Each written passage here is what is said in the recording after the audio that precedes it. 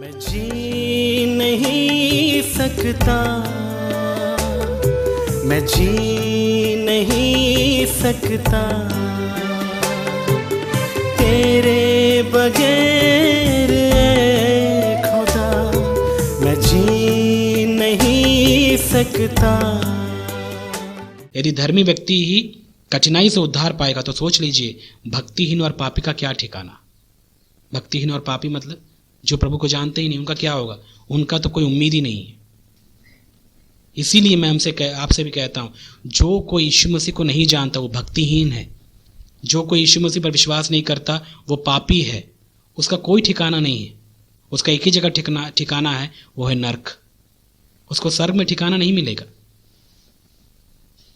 इसीलिए तो हमें सुसमाचार सुनाने की जरूरत है मेरे प्यारे भाई और बहन। हमको क्यों सुनाना है सुसमाचार? इसीलिए क्योंकि हमको पता है उनका कोई ठिकाना नहीं है। यदि हम सुसमाचार नहीं सुनाएंगे उनको, वे कैसे उद्धार प्राप्त करेंगे? और कई लोग सुसमाचार पता है जो नहीं सुनाने वाले हैं, वे ये सोचते हैं चलो प्रभु उनको भी बचा लेगा। शायद नहीं बचा पाएगा, क्योंकि और कोई रास्ता है ही नहीं। बिना यीशु मसीह के कोई उद्धार है ही नहीं। यदि यीशु मसीह पर विश्वास करके एक व्यक्ति ने उद्धार नहीं पाया तो बताइए और कहां पाएगा वो उद्धार? और कहीं उद्धार है ही नहीं। इसीलिए तो हमें हमारे परिवार के अविश्वासी लोगों को देखना है, जो प्रभु पर विश्वास नहीं किया, उनको सुसमाचार सुनाना है, उनको बताना है कि यीशु मसीह के द्वारा ही उद्धार है। उस पर विश्वास करो तभी उद्धार प्राप्त करोगे, नहीं तो नरक आपके लिए सिद्ध है। कोई नहीं बचा सकता वहां से आपको, क्योंकि जिंदगी भर आपने पाप किया और पाप और पापी को स्वर्ग नाम की कोई जगह नहीं मिलने वाली। परमेश्वर का राज्य उनको हासिल नहीं होगा। वे अपने आप की तैयारी नरक के लिए कर रहे हैं। इसलिए प्लीज आप सुसमाचार सुनाइए। यदि आपके रिश्तेदार हैं, यदि आपके दोस्त हैं, उनको बताइए कि ऐसी जिंदगी से आप क्या करो, तौबा करो, प्रभु के पास आओ, मन फिराओ, प्रभु से क्षमा प्राप्त करो, इससे पहले कि तुम मर जाओ और मरने के बाद तुमको मौका ना मिले। इसी समय आपको क्या करना है? प्रभु पर विश्वास करना है, ताकि तुम्हारा उद्धार हो, क्योंकि और कोई रास्ता ही नहीं है जिसके द्वारा उद्धार संभव है। राइट? परमेश्वर इसका भी न्याय करेगा हमारे लिए। क्यों? जो प्रभु का सुसमाचार नहीं सुनाते हैं, सच्चाई से उनको दूसरे को नहीं बताते हैं, पाप के प्रति उनको जागरूक नहीं करते हैं, सोच के देखिए क्या परमेश्वर उनका न्याय नहीं करेगा? उनका भी करेगा। इसलिए ऐसे न्याय में हम ना पड़े। और एक बात चेतावनी के रूप में पतरस उनको समझा रहा है कि न्याय तो हमारे से ही शुरू होगा। परमेश्वर पहले हमारा न्याय करेगा कि हम जो मसीह लोग हैं, यीशु मसीह की आत्मा में, यीशु मसीह की आज्ञा अनुसार कितना चले हैं और कितना नहीं चले हैं। और कई लोग तो चलते ही नहीं हैं, लेकिन रेगुलर चर्च में भी जाएंगे, प्रार्थना भी करेंगे, बाइबल भी पढ़ेंगे, साथ ही साथ वो अपने सारे गंदे कामों को भी करते रहेंगे। और कहीं ना कहीं उनके अंदर गलत फहमी बसी हुई होती है, हम तो क्रिश्चियन हैं, हम तो अच्छे लोग हैं। अरे काहे के अच्छे हैं? कौन कहता है कि आप अच्छे हैं? परमेश्वर को धोखा देना इतना आसान है? एक व्यक्ति गलत पे गलत, पाप पे पाप करता रहेगा और अपने आप को एकदम पवित्र सोचेगा, ये धोखा है। शैतान धोखा दे रहा है। इसलिए बाइबल कहता है ना, शैतान लोगों के आंखों में पट्टी बांध के रखा हुआ है ताकि वो अपने गंदे कामों को देखे ही ना। कई लोग अपने पापों को पता क्यों नहीं देख पाते? सोच के देखिए, कई लोग को आप सुसमाचार सुनाते हैं, कई लोग को हम प्रभु के बारे में बताते हैं, लेकिन वो कभी भी अपने अंदर के पाप को नहीं देख पाते, कभी भी अपनी गलती को मानते नहीं है। पता है क्यों? क्योंकि उनके आंखों में पट्टी लगा हुआ है, संसार का पट्टी शैतान ने बांध कर रखा, ये कह के तुम देखो ही मत भाई पाप अपने, तुम बहुत अच्छे हो। एक व्यक्ति जब अपने अंदर के पापों को देखेगा ही नहीं, अपने दिल में झांकेगा ही नहीं और ये जानेगा ही नहीं कि वो कितना बड़ा पापी है, तो बताइए कैसे उसको यीशु मसीह से उद्धार पाने की इच्छा जागृत होगी? नहीं होगी। इसीलिए तो एक मसीहों का सबसे बड़ा कर्तव्य पहला यही है कि वो लोगों के पापों को जागरूक कराए, उनको बताए, झांको तुम अपने दिल में, देखो तुम्हारे अंदर कितना बड़ा पाप है, कितने पाप है तुम्हारे अंदर। और पाप के साथ में हम और पाप को दिखा नहीं पाते हम लोग मसीह लोग, इसलिए तो कई लोग विश्वास नहीं करते यीशु मसीह पर।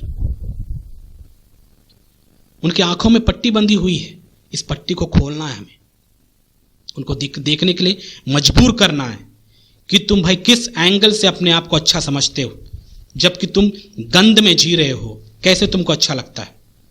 और यही तो फर्क है। पता है, एक बार अपने आप को किसी कूड़ेदान के पास आप ले जाकर देखिएगा। स्टार्टिंग में यदि आप जाएंगे ना उस कूड़ेदान के पास, आपको गंध वहां पर बास मारेगा, लेकिन थोड़ी देर आप 5 मिनट वहां बैठ जाओ, आपको फिर बास मारना बंद कर देगा। क्यों पता है? आपको आदत हो गई उस गंध की। और कई लोगों को इस गंध की, पाप के गंध की आदत हो जाती है, इसलिए वहीं गंध में बैठे रहते हैं। उनको पता ही नहीं चलता कि वो गंदे हैं। पता किसको चलता है? जो उस गंध से बाहर हैं, जो दूर से देख रहे हैं उस गंदे आदमी को, उनको पता चलता है कि वे गंदगी में बैठा है, कितना बास मार रहा है वो। यही तो होता है, कई विश्वासियों के साथ भी ऐसा ही है। वे लोग प्रभु में आने के बाद भी ऐसे गंदे कामों में फंसे हुए होते हैं, लेकिन उनको समझ में नहीं आता, क्योंकि जो पट्टी यीशु मसीह ने खोली थी वो पट्टी फिर से वे लोग शैतान के द्वारा फिर से वो बंधवा लिए। अब उनको अपने पाप दिखते नहीं। पाप की चादर बहुत ही मोटी हो गई उनके जीवन में, कि उनको दिख ही नहीं पाता उनकी असलियत क्या है। समझ में आ रहा है? तो ऐसी नौबत हम में ना आए, हमारे जीवन में ना हो, हमारे साथ में ऐसा ना हो। इसीलिए जब भी परमेश्वर आपको आपके पाप को दिखाए, उसी समय आप मान लीजिए। और यदि आपको पाप दिख रहा है तो आप खुश रहना, प्रभु की दया है, प्रभु की ज्योति अभी तक आपके ऊपर चमक रही है, इसलिए आपके अंदर की गंदगी आपको दिख रहा है। सोच के देखिए, जिसको अपने अंदर की गलती या पाप दिखता ही नहीं, पता उनके साथ क्या हो गया? पता है क्या हो गया? वे अंधेरे में जी रहे हैं। अब एक सोच के देखिए, कहा एक बात बताता हूं मैं आपको। अंधेरे में यदि कोई जी रहा है तो क्या उसको दिखता है कुछ? बिल्कुल नहीं दिखेगा। क्यों? क्योंकि वो अंधेरे में जी रहा है। दिखता पता कब है? जब उजाला हो। जब उजाला होगा तब उस कमरे की सारी बातें, अच्छी बुरी सब कुछ आपको दिखेगा। और कई लोगों को अपने अंदर की गलतियां क्यों नहीं दिखती? अंधेरे में जी रहे हैं वे। और जब तक वे व्यक्ति या वे लोग अंधेरे में हैं, उनको उनकी गलतियां दिखाई नहीं देगी। और रोशनी कब पड़ेगी? फिर जब प्रभु का वचन वे लोग सुनते हैं, प्रभु के वचन को जब वो पढ़ते हैं, तब उनके अंदर वो रोशनी, उनके कमरे में या दिल के कमरे में रोशनी आती है।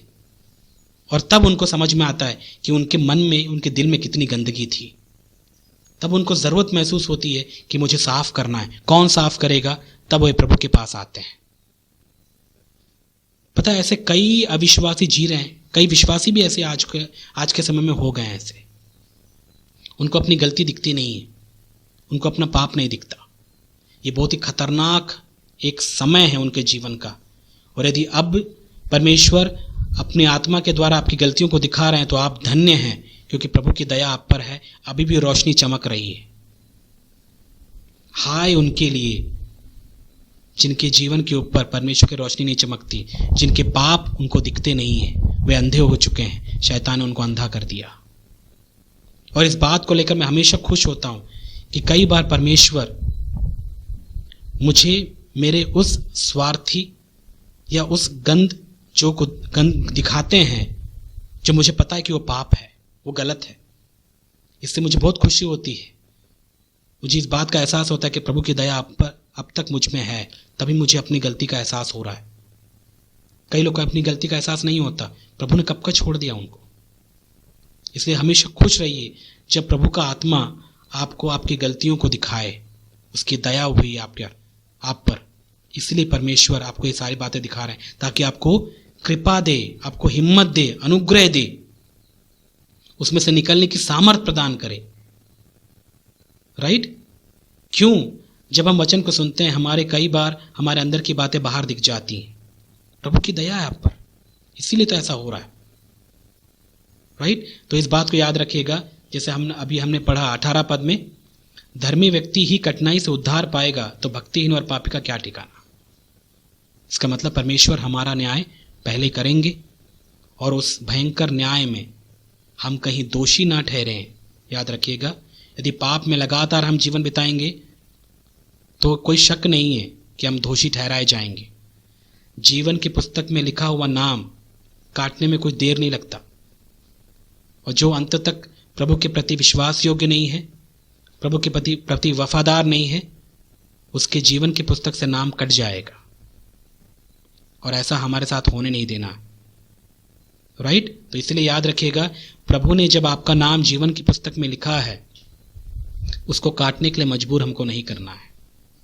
ये पता कैसा है, एक स्कूल में एडमिशन लेने वाली जैसी बात है। स्कूल में एडमिशन होने के साथ ही या होने मात्र से आप स्कूल में फर्स्ट नहीं आएंगे और आपको जो इस स्कूल की सारी फैसिलिटी मिलेगी ज़रूर, लेकिन पता आपको हर एक टेस्ट पूरा करना है। स्कूल में यदि आपको बने रहना है, स्कूल की शिक्षा यदि आपको प्राप्त करनी है, वहाँ की सुविधाएं यदि आपको प्राप्त करना है, तो अपने नाम को स्कूल से कटने से बचाना है। और वो कैसे कटेगा? जब आप स्कूल के अनुशासन के अनुसार अपना जीवन नहीं बिताएंगे। यदि आप फेल होते चले जाएंगे, कौन सा स्कूल आपको रखेगा बताइए? नहीं रखता। वैसा ही प्रभु के साथ भी है। जो प्रभु के राज्य में आए हैं या प्रभु पर विश्वास किए हैं, उसी दिन प्रभु ने हमारा नाम उस जीवन की पुस्तक में लिख दिया। लेकिन वो कट सकता है यदि हम उन सब्जेक्ट्स को पढ़े ना, उसमें हम बढ़े ना, उस अनुशासन में हम बने हुए ना रहे तो। यीशु मसीह रूपी अनुशासन में, यीशु मसीह रूपी सब्जेक्ट में, उस विषय में यदि हम नहीं बढ़ रहे हैं, हम उन्नति नहीं कर रहे हैं, हम फेल हो गए, तो क्या होगा बताइए? अंततः उस प्रिंसिपल को यानी परमेश्वर को उस नाम को काटना पड़ेगा और बोलेगा तुम इस स्कूल के लायक नहीं हो। और यही बात होगा अंत के दिन में।